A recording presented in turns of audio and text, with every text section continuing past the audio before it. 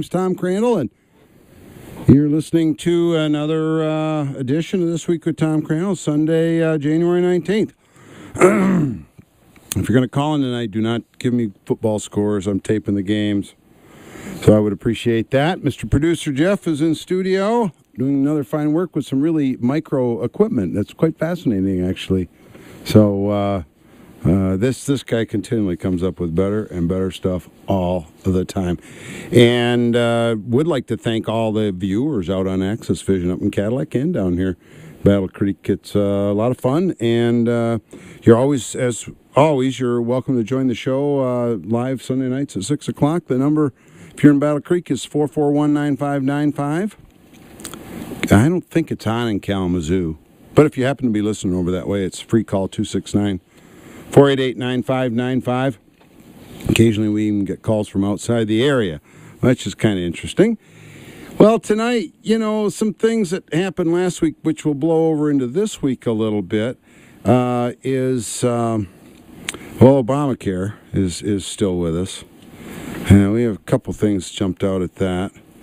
Interesting thing in this day of military history, a fellow by the name of Light Horse Harry is discussed, and so I looked into him a little bit. He's kind of an interesting fellow.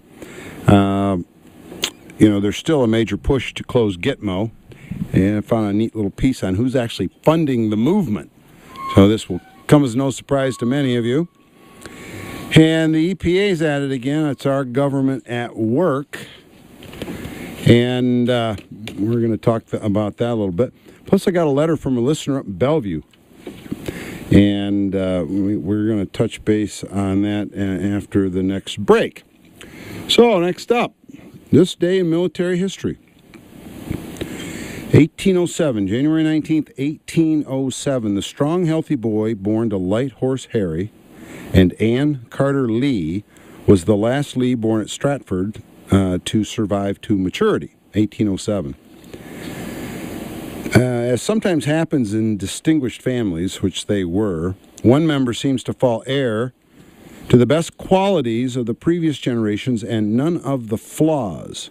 So it was with Robert Edward Lee.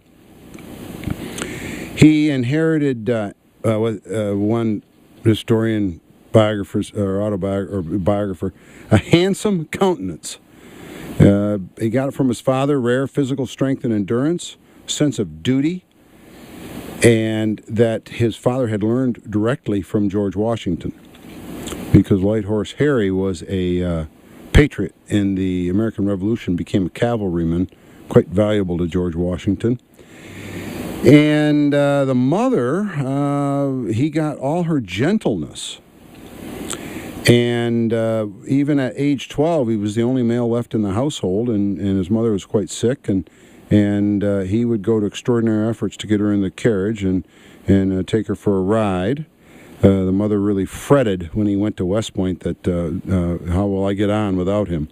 He was appointed to West Point Military Academy. Family had no money. His oldest brother used it up going to Harvard.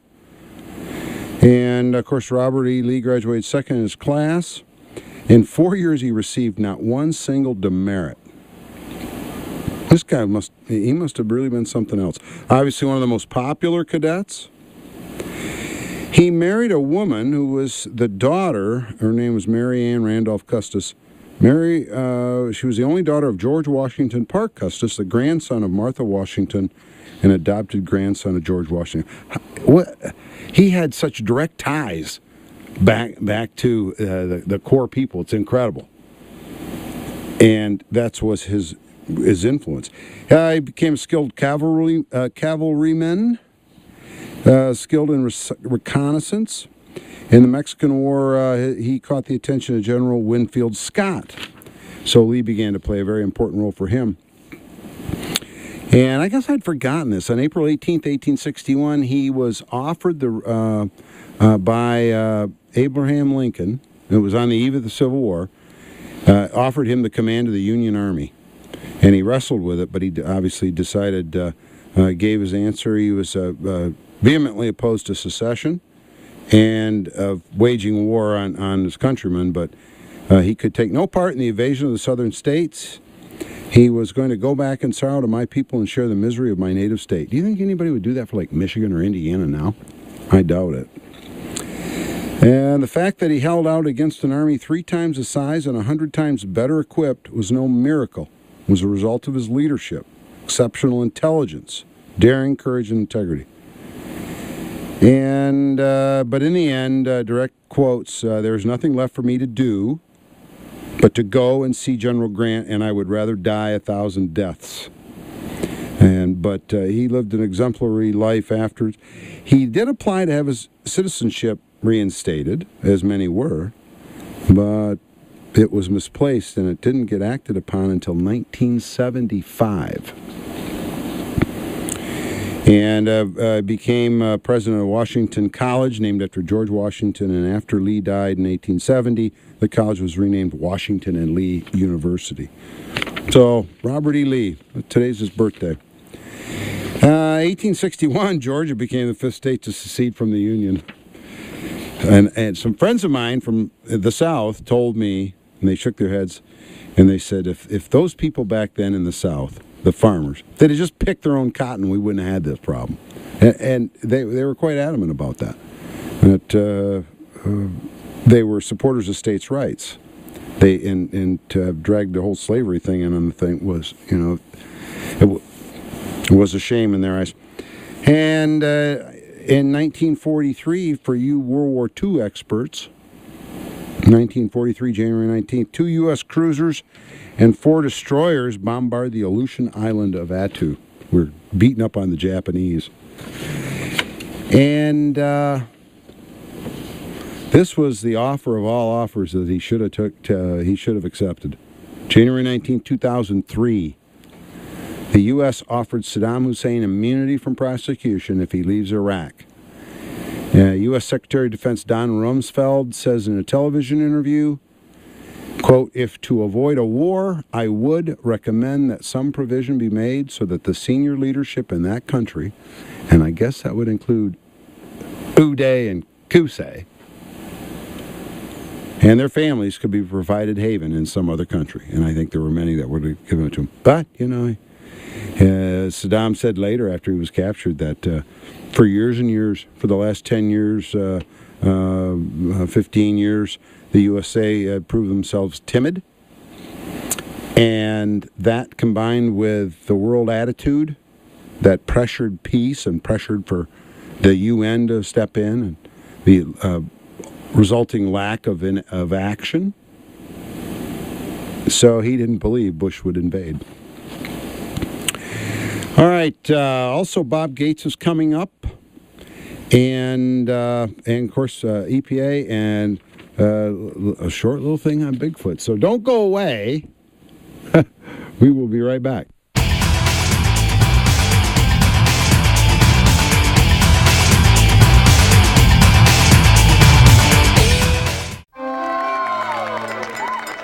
I want to thank everyone for making this day so special. Dad, you've been my inspiration. I love you. I love you too. And Mom, I miss you so much. Type 2 diabetes steals the lives we cherish most, but it can be prevented. Know your risk before it's too late. Stop diabetes. Learn how at checkupamerica.org or talk to your doctor. Have you heard? Scam artists are trying to trick seniors into giving them their Medicare number. I heard that. This happened to my friend. A man came to her door wanting to sign her up for the new Medicare program. Well, when she got her Medicare summary notice, it was full of charges for services she hadn't received. So I did something about it. I joined the Senior Medicare Patrol, where I teach others to protect their Medicare numbers, review statements to spot false charges, and report suspected fraud.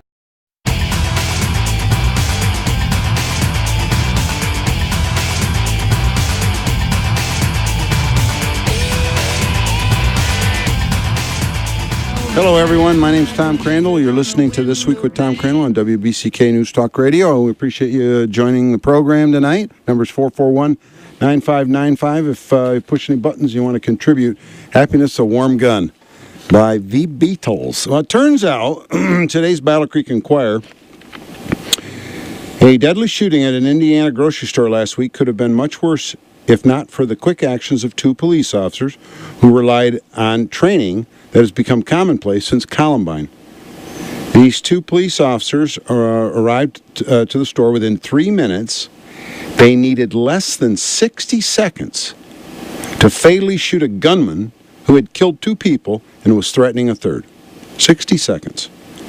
But experts still, there are still experts who still disagree that the police should wait for backup.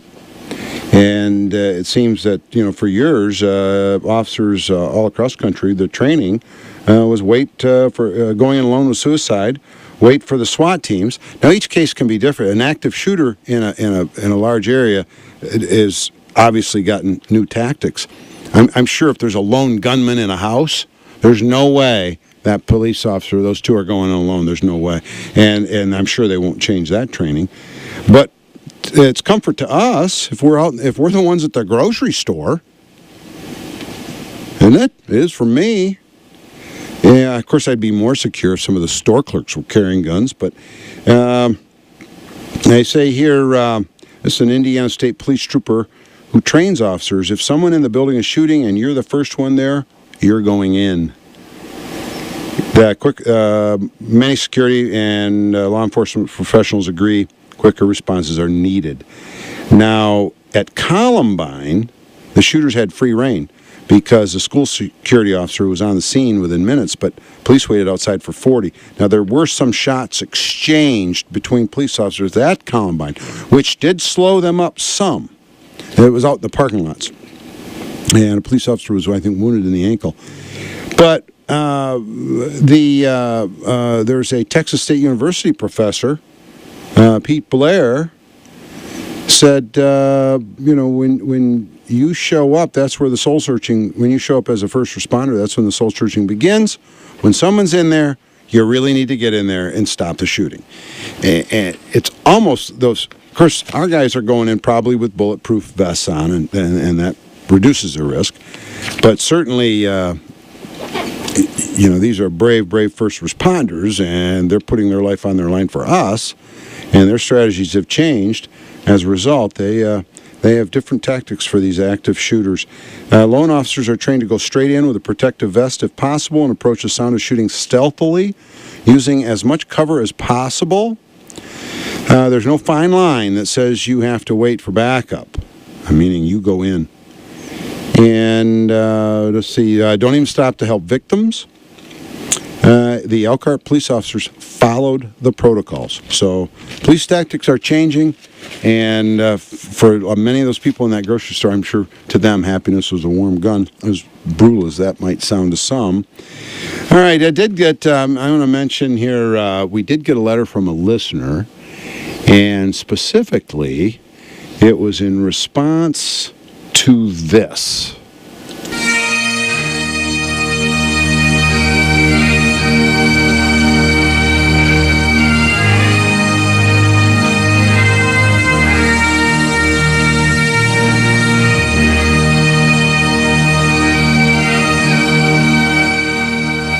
Okay, Amazing Grace bagpipe version. And Don from Bellevue caught his attention, and he gave a little history on it, wanting to know why it tugs at so many people's heartstrings. And he goes, and this is some pretty interesting history on this whole thing, not only the music, but the bagpipes themselves. Firstly, the bagpipes came from ancient Chaldea, the original home of Abraham of biblical fame, and most likely came out of Chaldea with him. Today, even the Egyptians have a bagpipe band. Well, you say that 3 times without making a mistake. As do the Royal Scots Dragoon Guard, where the bagpipe was the only musical instrument to be declared a weapon of war. The drone of the pipe reeds caused a fear in the hearts of Scottish enemies. And on... this is a very powerful song, and we're going to get into some of the verses real quick, but Don says that today it has the same effect on the enemies of God, but to his people, it brings comfort and joy. So Don's spreading to those it presses their buttons when they listen to that song? According to Don, yeah, it means it's you're one of God's people because it's bringing comfort and joy to you. Now, he goes on to say the hymn, The Amazing Grace, was written by John Newton in 1779, a British Israelite who knew the heritage of the lost 10 tribes of Israel. The words, quote, I once was lost, but now I'm found, was blind, but now I see, unquote, confirm his belief that this new country was the New Jerusalem that the whole Christendom sought. And Don has some comments on that the people who really are the people of God, unlike maybe those in the commercial franchise Judeo-Christian kind of religion, he's saying there's many who would dispute this with him.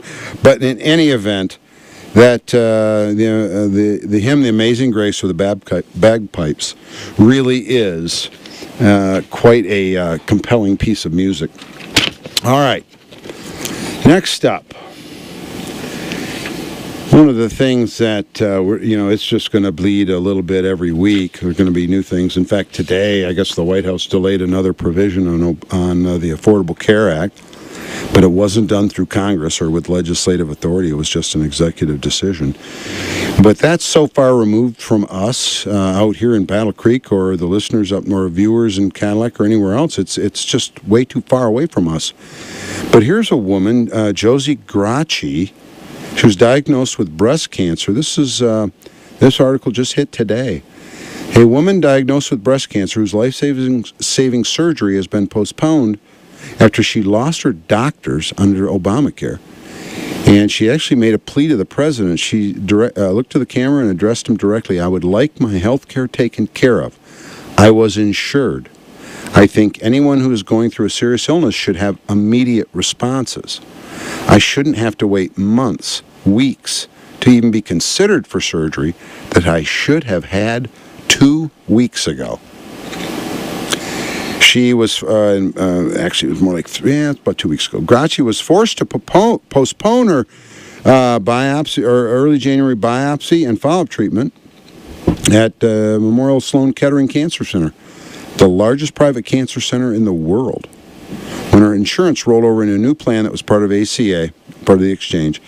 And as of January 1, her insurance plan rolled over, and in that part of the exchange, her doctors were no longer available in her network, so the surgeons that I was dealing with, I no longer have access to.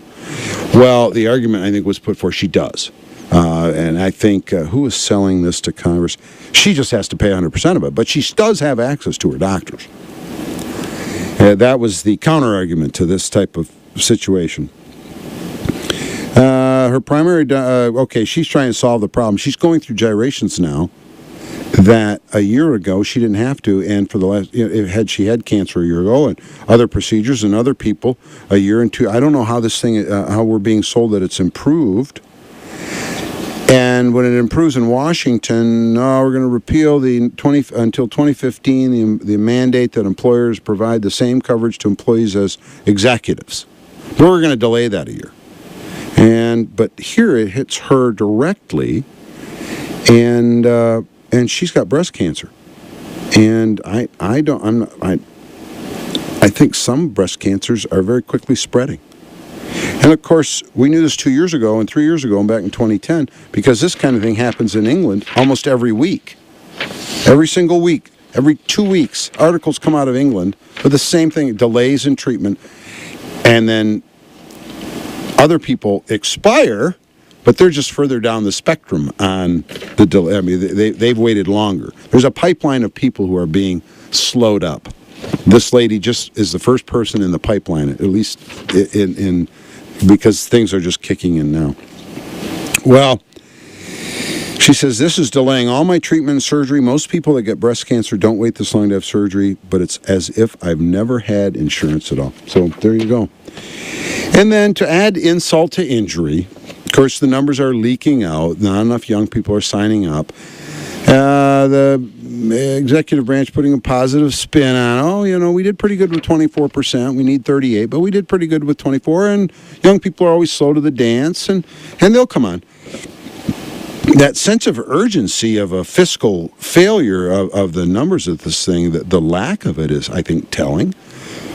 They're either ignorant and they don't see it coming, or it doesn't factor in as a significant issue to them. And as it turns out, there are provisions written in this Affordable Care Act that automatically bail out insurance companies should they lose in a skewed percentage of enrollees. So the taxpayers, it's written into the bill. There's nothing that can be done. Oh, there is one thing that can be done. I wouldn't bet on it, but there is one thing that can be done. The House can pass a bill to prevent this, and strike this portion of the bill. It'll go to the Senate, and it won't go anywhere, and it certainly will never make itself to the White House for signature. So that's really the only, we can go through some gyrations, but there's no stopping this. But I think what's really telling is that there's no sense of urgency on that, on this whole financial aspect of the thing. And I know family members very close to me think this thing's going to crater.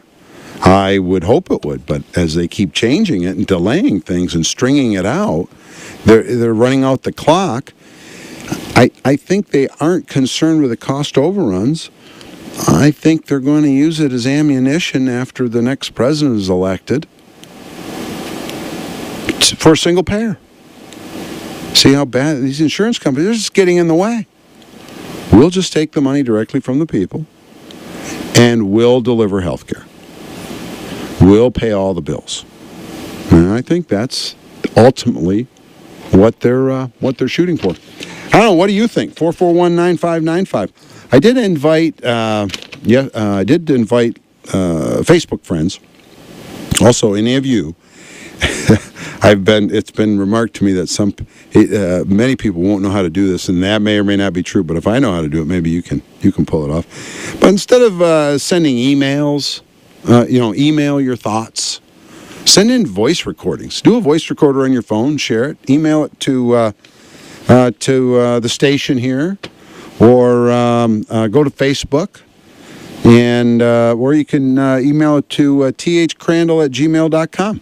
That's the email I'm going to use for the show here, thcrandell@gmail.com. But do a video or an audio record. Certainly your anonymity will be paramount. So, all right, up next, Bob Gates has been talking, and I think what he's been sharing with us is going to dribble out in examples over the next weeks and months, as far as a lot of the things that were going on in the politics of the Defense Department and how it relates to Congress. He makes some very interesting comments. And we're going to touch base on Gitmo and see what we can find out there about where that money's coming from. And then our government's working for us again at the EPA. So we'll see you on the other side. Don't go away.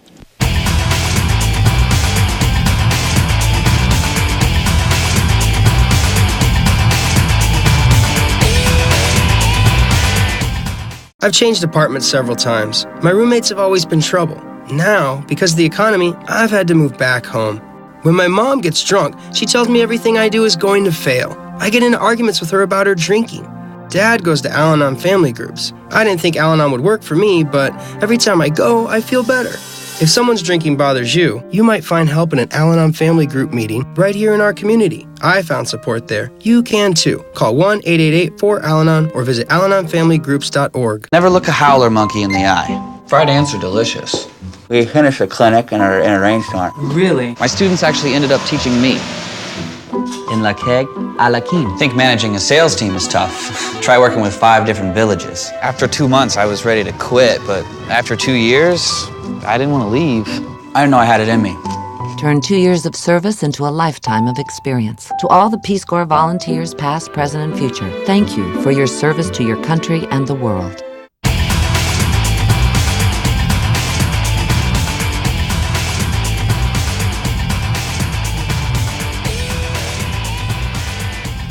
stranger. Hello, everyone. My name's Tom Crandell. You're listening to WBCK News Talk Radio. Another edition of This Week with Tom Crandell. Catch the show on Facebook when Mr. Jeff finishes his work with it. And on Comcast Channel 16. Tuesday night, 9 p.m. Tuesday nights, 9 p.m. I don't know. It might be fun. And then you can see exactly what goes on behind the curtain over here, kind of like The Wizard of Oz. But Bob Gates wrote that book, and of course the left is skewering him a little bit to that in that regard. But and their biggest complaint is, why didn't he say anything to the president? Did you say anything to the president about all these things, problems you had? And I think that's where many of the talking heads were coming from, is all the things he pointed out that were bad. He said a lot that was good. We're going to cover that actually too, as far as reflective of key players in the White House, foreign policy, military policy issues, mostly military policy issues. But overall, it's quite revealing. Most especially Joe Biden and Joe Biden. I mean, it's one thing to be ignorant. Hell, half those people in Washington really are ignorant to us. But Biden is just a man in power. He's been so insulated his whole life. It's one gaffe after another. But he becomes Rasputin. He starts to whisper in the president's ear, "Don't trust the military. They're trying to jam you. They'll jam you. They'll box you in. Don't trust them." In fact, it reminded me of a Harry Potter movie. Don't trust them. And it worked. In the end, at the end of Bob Gates' time, President Obama did not trust his command staff. And in fact, one thing that's not getting much playtime, I didn't see it at all, but I saw it in a good interview of Robert Gates. Gates says some of the generals in the command staff went off the reservation a little bit and gave the president and gave Biden a little ammunition that they'd have been a heck of a lot better off if they'd kept their mouths shut. And the first thing I thought about was all those years that Bush was at war. He was a wartime president. I can't think of a time that the generals came out against him. The left would have had a heyday with that, right?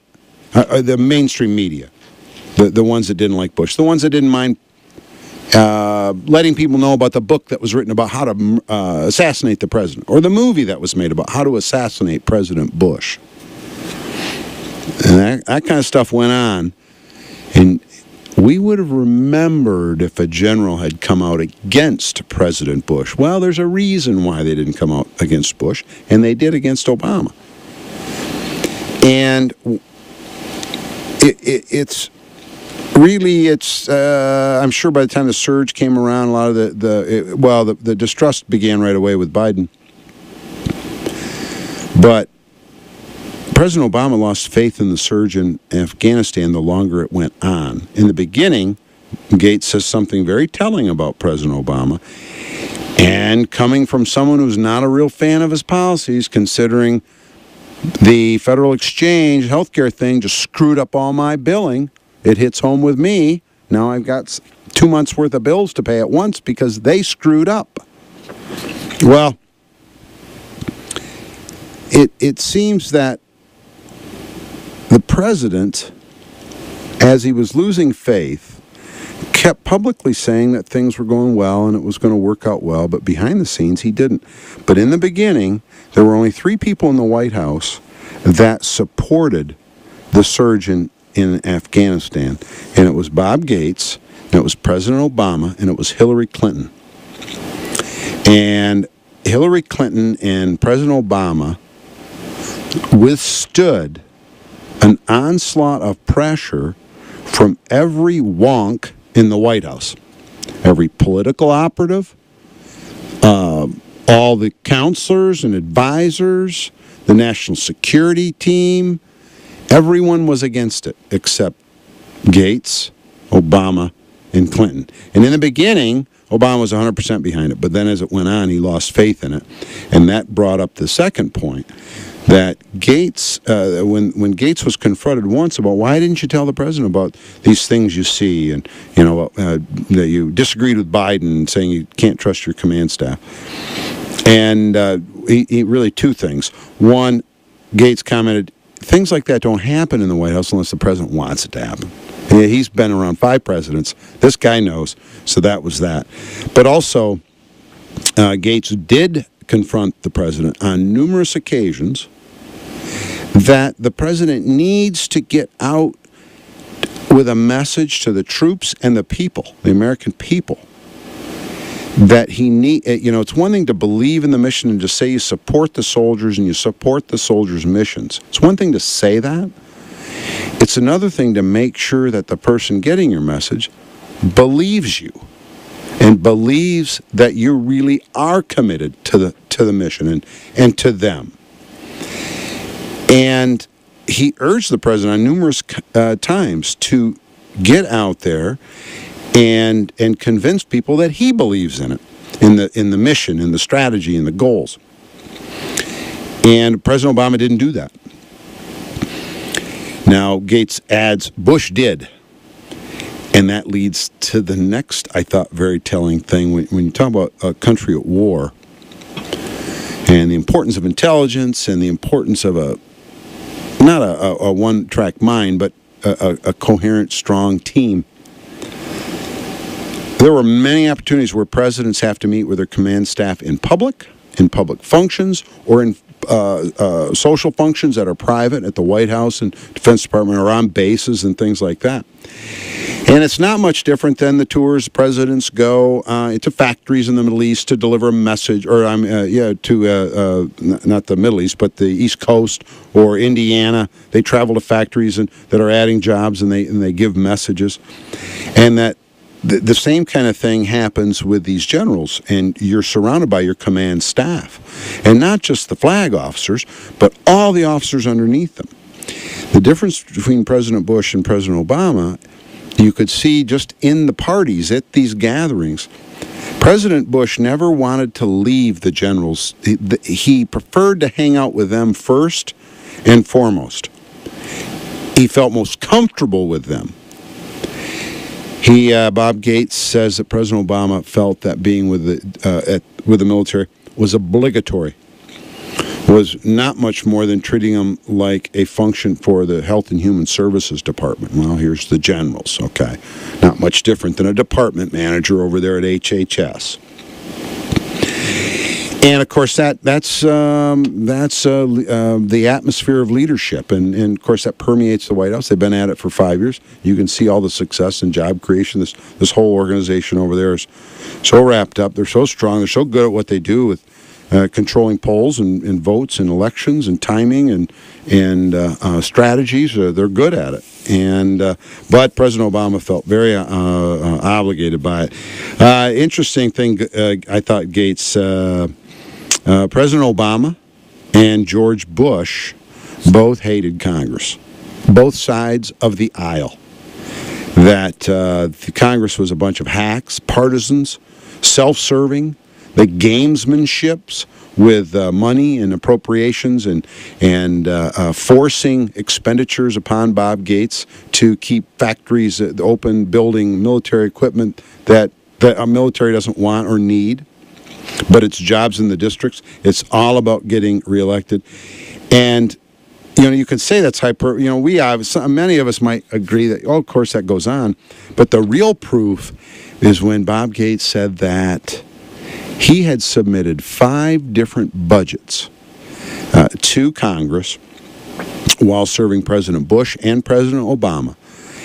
He had put together 5 complete budgets for the Department of Defense. Mind you, this is fighting 2 wars. So these are budgets. Submitted 5 different budgets to Congress, and at the beginning of every appropriations year, there wasn't one item for the Defense Department. Congress preferred to dole money out 2 to 3 months at a time. So the Department of Defense was always 2 to 3 months away from running out of money. Every 2 to 3 months.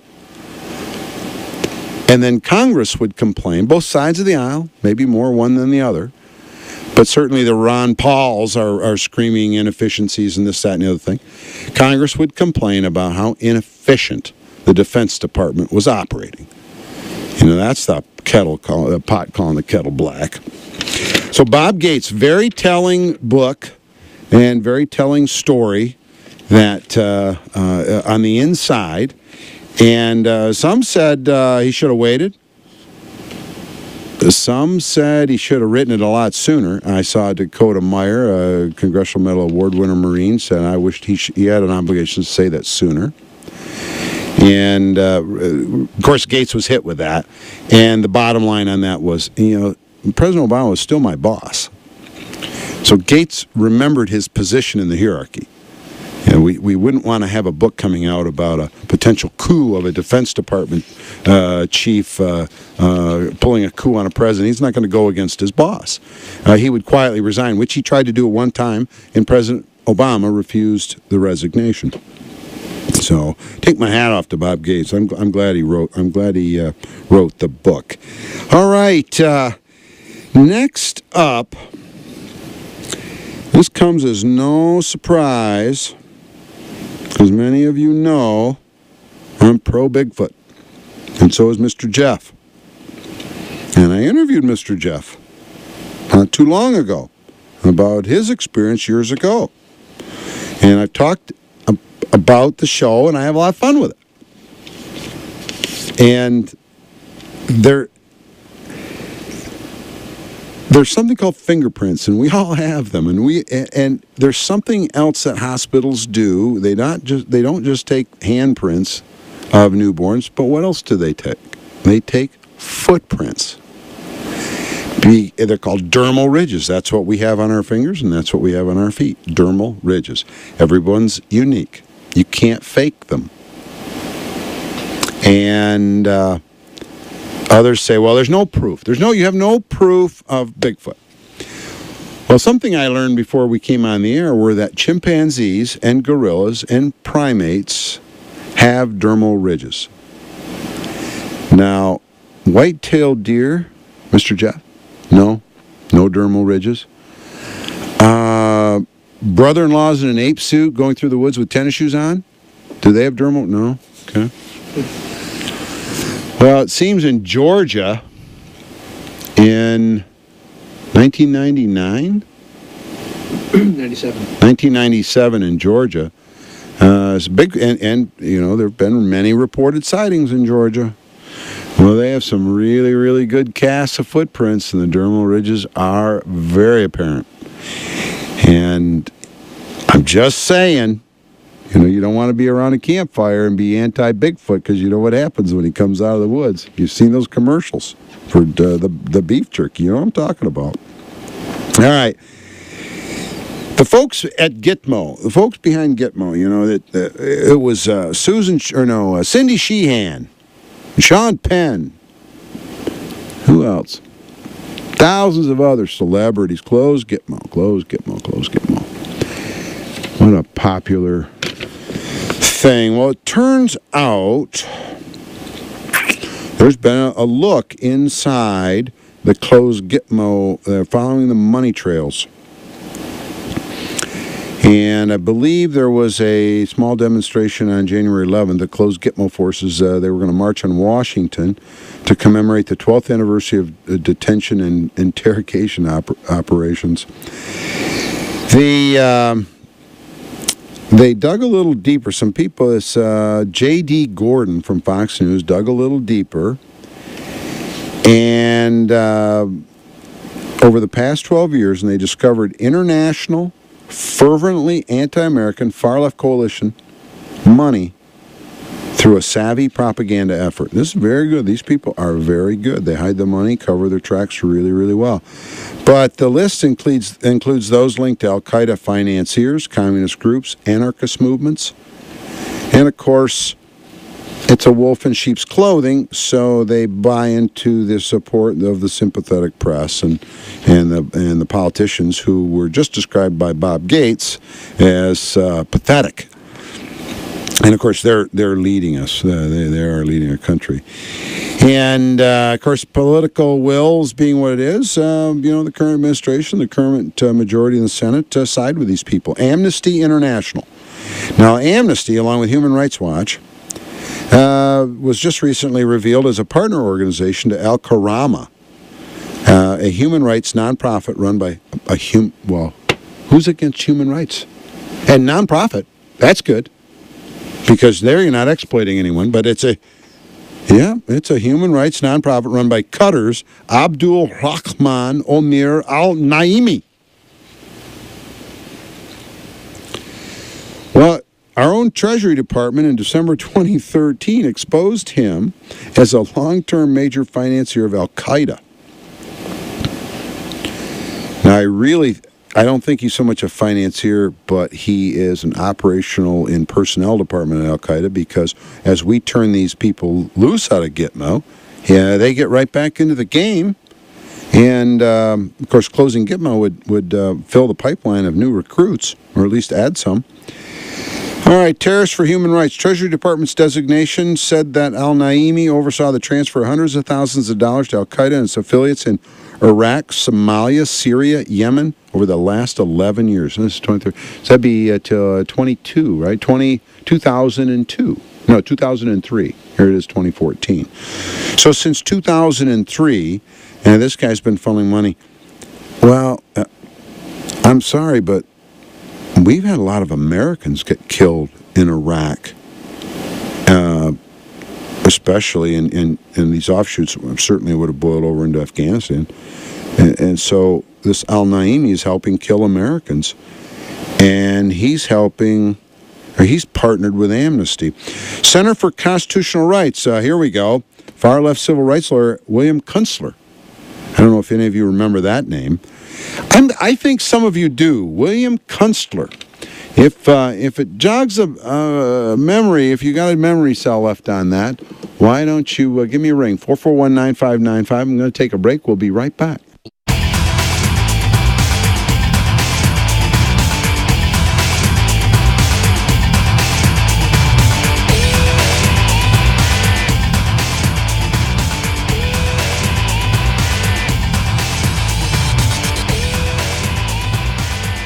You're listening to Tom Crandell, and oh my goodness, that was a short break.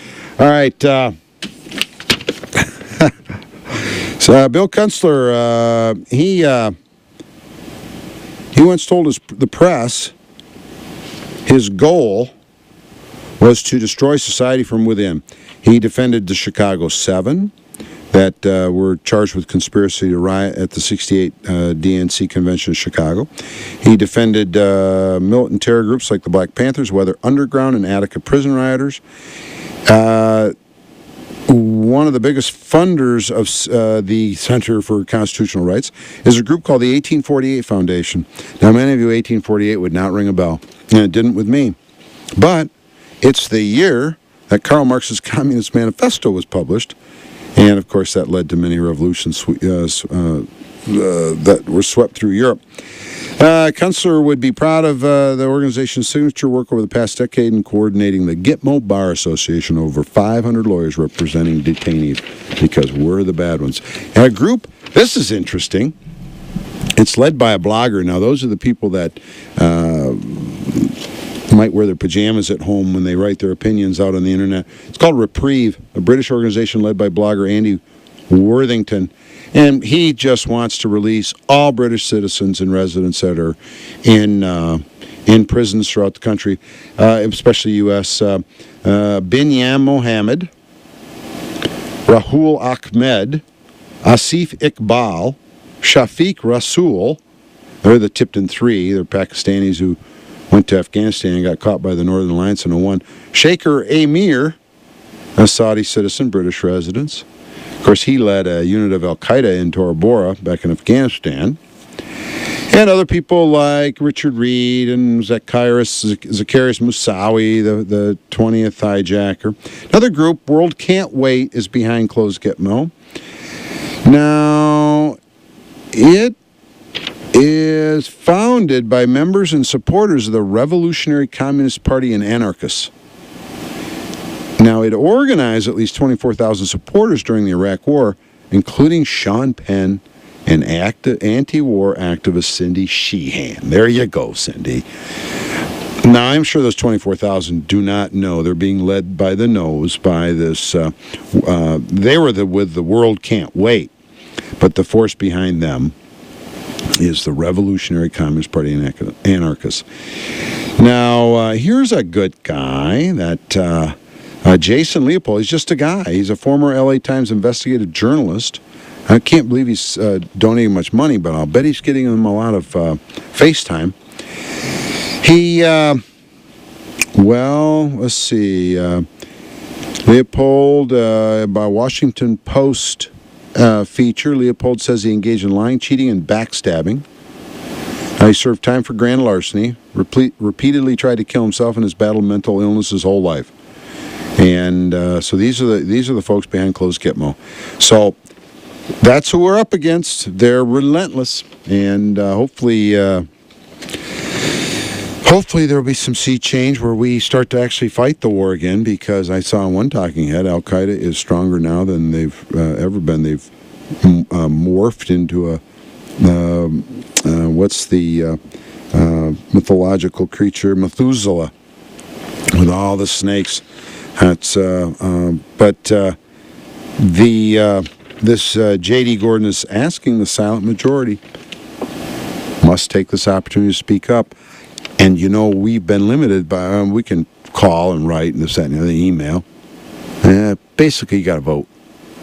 And you got to fight the urge to discount the purpose of your vote.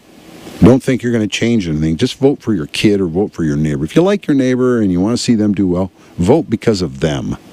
And for the same logic that soldiers fight in the trenches, you have to vote to support them. All right, I did promise you our government at work, and I know that might upset some of you, and it really wasn't. If you were a big farmer or a big rancher, you're going to be even more concerned. Farmers are now having to fear eco-terrorists after the EPA released private information.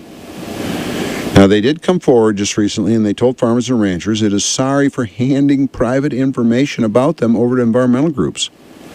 It had been requested in a Freedom of Information Act, and the EPA later says, they mistaking, in a response to a FOIA, the federal agency released information on up to 100,000 agricultural industry workers, including their home addresses and phone numbers, GPS coordinates, and even personal medical histories. Of course, it's all been made good. Everything's back to normal because the agency later acknowledged that much of the information should never have been provided and even asked the recipients to give it back. Well, the problem is there are many of these groups that are bent to get out and create mischief at these locations because they're farms. They're big farms. They're where we grow our food. And Mace Thornton, spokesman for the American Farm Bureau Federation, now I don't believe that's a terrorist organization, but he says basically the government gave them a roadmap if someone is setting out to create mischief at these locations. It is very clearly an unjustified intrusion into citizens' private lives. It's terrible what they did. EPA determined that some personal information that could have been protected under FOIA was inadvertently released. They just pressed the wrong button. And the agency spokesman said that, not that accounts for anything. EPA redacted that information and asked the FOIA requesters to return the info. Of course, they copied it, then they returned it. But you wonder, you've got farmers in 29 states, and you have a bunch of eco-terrorists. Really, who do you think they voted for president? Really? You think about that. The large farms and cattle processing facilities have been targeted in the past by militant groups who believe they are cruel to animals and cause pollution. 2 years ago, the Animal Liberation Front claimed credit for a fire that caused $2 million in damage to a farm in California's San Joaquin Valley. The group issued a statement afterward ending with the words, "Until next time, no arrests have been made." It's kind of like Al-Qaeda in Afghanistan, They just swoop in and There's been a lawsuit now by the National Pork Producers. Does anybody eat bacon? Okay, what about pork chops? You like pork chops? You like to pay the least amount of money for that stuff? Okay, there's a show of hands.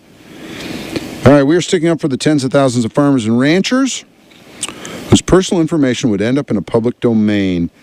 And as Stallman noted, the majority of these names they gave out, they live on their farms with their families.